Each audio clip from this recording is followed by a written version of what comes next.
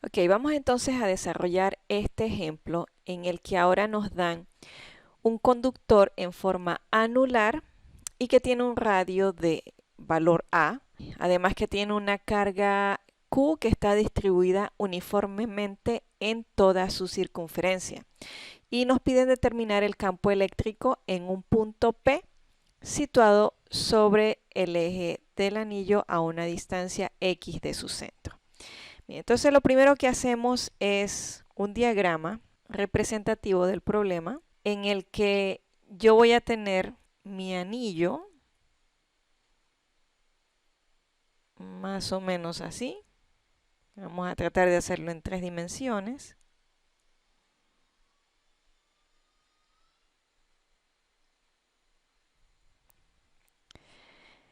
Y tenemos una carga distribuida en todo alrededor del anillo.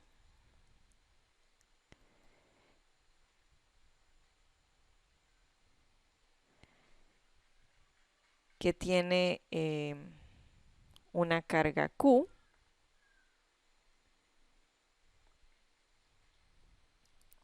Y además nos dice el problema que el radio de ese anillo tiene un valor A.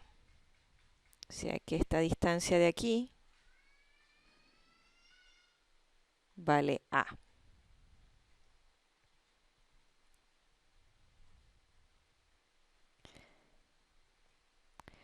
Y nos piden determinar el campo eléctrico en este punto P, que está situado sobre el eje X.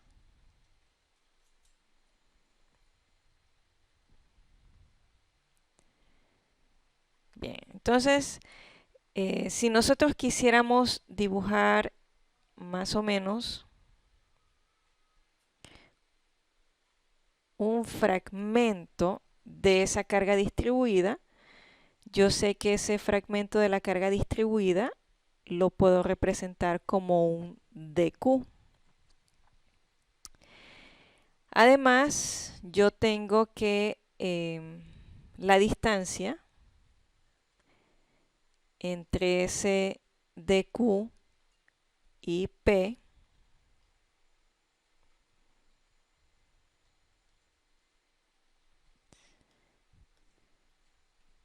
es una distancia R,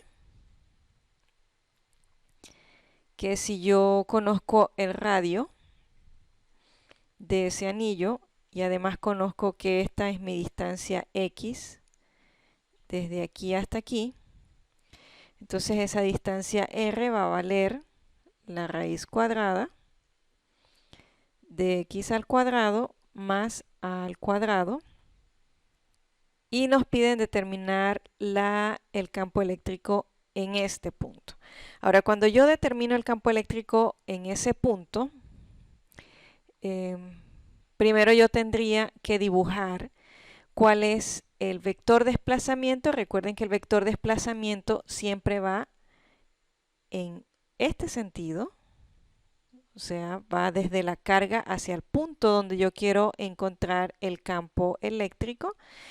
Y en el caso de tener una carga positiva, como me dice el problema, que debemos asumir que es carga positiva, entonces la dirección del campo eléctrico va en el mismo sentido que el vector desplazamiento. Por lo tanto, mi vector campo eléctrico va a llevar esta dirección. Así que este sería mi vector campo eléctrico, la dirección. Entonces, ¿qué va a pasar con ese vector campo eléctrico? Cuando yo empiezo a analizar los distintos fragmentos de ese anillo, o sea, los distintos dq alrededor del anillo, yo voy a tener los vectores, el vector campo eléctrico, que van a tener, a medida que se va, voy analizando los distintos puntos del anillo, yo voy a tener distintos vectores campo eléctrico que van a ir en este sentido, luego en este otro sentido, y así se van a generar una serie de vectores campos eléctricos que van a ir en este sentido. Pero cuando yo descompongo ese vector campo eléctrico en sus componentes X y Y, ¿qué voy a encontrar? Que las componentes, porque acá voy a tener también el vector campo eléctrico, entonces voy a encontrar que las componentes en Y se me van a cancelar porque voy a tener la misma magnitud hacia arriba que la misma magnitud hacia abajo. Entonces, al final,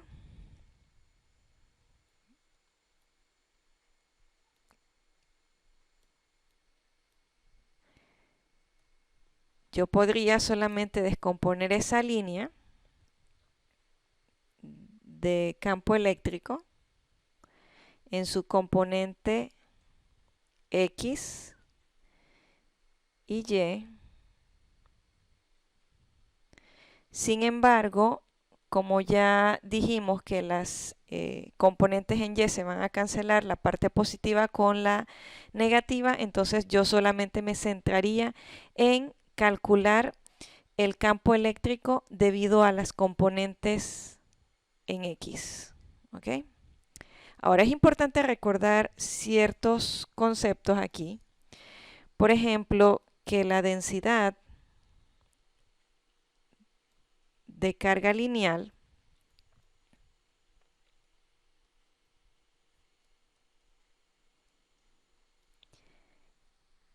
está dada por la letra griega lambda y esto es igual a la carga dividido entre la longitud en la que está distribuida esa carga.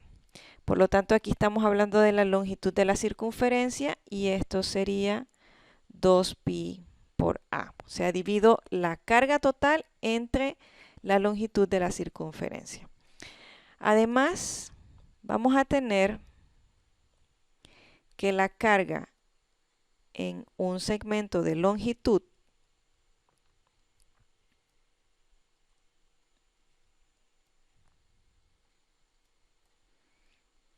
y a ese le vamos a llamar el segmento de longitud ds,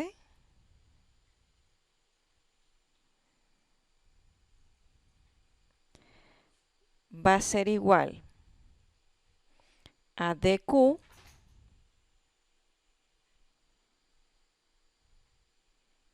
y esto es lambda por ds. O sea, la carga que hay en un segmento de longitud va a estar definido por lambda multiplicado por ds.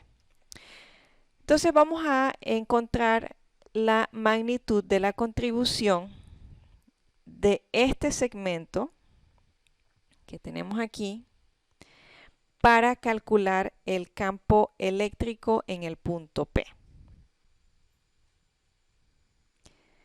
Y esa contribución va a ser igual a 1 entre 4pi por epsilon sub 0 por la distribución de carga entre la distancia que hay entre la carga y el punto donde se quiere obtener el campo eléctrico. Y esa distancia la elevamos al cuadrado, por lo tanto sería lo mismo que tener r al cuadrado, que es igual a x cuadrado más a al cuadrado.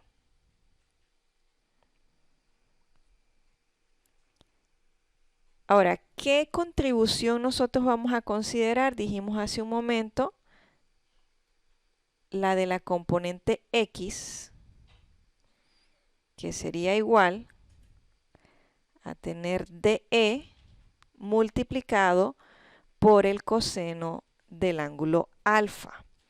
Ahora ese ángulo alfa va a ser este ángulo que nosotros tenemos aquí.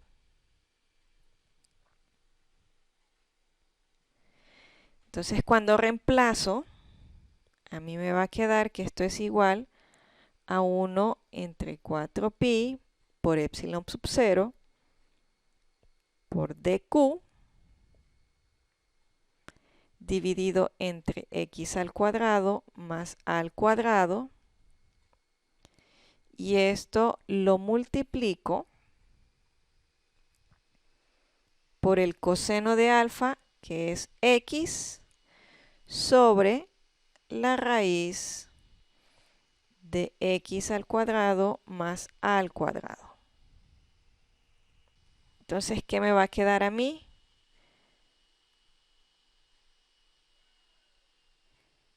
Que esto va a ser igual a 1 entre 4pi por epsilon sub 0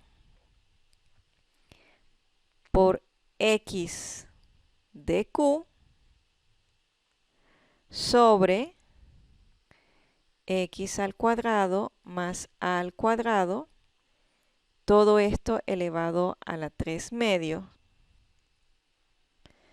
Y esto a su vez es igual a 1 entre 4pi por epsilon sub 0 por lambda de s por x. Todo esto dividido entre x al cuadrado más a al cuadrado elevado a la 3 medio. Este término que acabamos de reemplazar aquí es lo que nosotros definimos inicialmente como dq. Entonces, para obtener cuánto es la contribución del campo eléctrico en su componente x, yo voy a integrar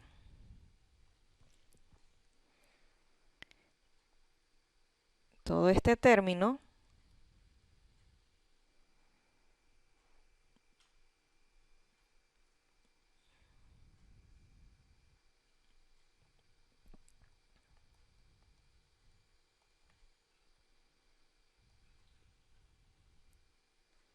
por ds. ¿Y cuál va a ser mi límite de integración? Pues yo voy a integrar desde 0 hasta donde completo la circunferencia de ese anillo, que sería 2pi a. Ahora yo tendría que integrar con respecto a la variable s, y como no tengo ninguna otra s dentro de esta integral, entonces a mí me quedaría que esto es igual a 1 entre 4pi por epsilon sub 0 por lambda x sobre x al cuadrado más a al cuadrado, todo esto elevado a la 3 medios, por la variable s, que s va a estar evaluada con los límites entre 0 y 2pi a. Por lo tanto, aquí me quedaría que esto es 1 entre 4pi por epsilon sub 0 por lambda x por 2pi a sobre x al cuadrado más a al cuadrado elevado a la 3 medios. Ahora, este término que nosotros tenemos aquí, lambda multiplicado por 2pi a, es lo que nosotros definimos inicialmente como la carga Q. Por lo tanto, a mí me va a quedar que esto es 1 entre 4pi por epsilon sub 0 por qx entre x al cuadrado más al cuadrado elevado a la 3 medio. Ahora, si nosotros queremos definir el campo eléctrico como un vector con su magnitud y dirección, esto sería igual a el campo eléctrico en X en la dirección Y. Por lo tanto, este valor que acabamos de encontrar sería también en la dirección Y. Ahora, hay un caso muy particular en el que nosotros analizamos si X es mucho mayor que A, es decir, que el punto P está muy alejado. Entonces, ¿qué sucede en ese caso? Este término A se hace prácticamente insignificante en comparación con el término X, el A al cuadrado, en comparación con el término X al cuadrado. Así que cuando nosotros tenemos ese caso, el campo eléctrico va a ser igual a 1 entre 4pi por epsilon sub 0 por qx dividido entre x al cubo en dirección y. Así que en ese caso se me simplificaría el valor de esta x con esta x al cubo, aquí me quedaría al cuadrado, y este campo eléctrico sería igual a 1 entre 4pi por epsilon sub 0 por q entre x al cuadrado en dirección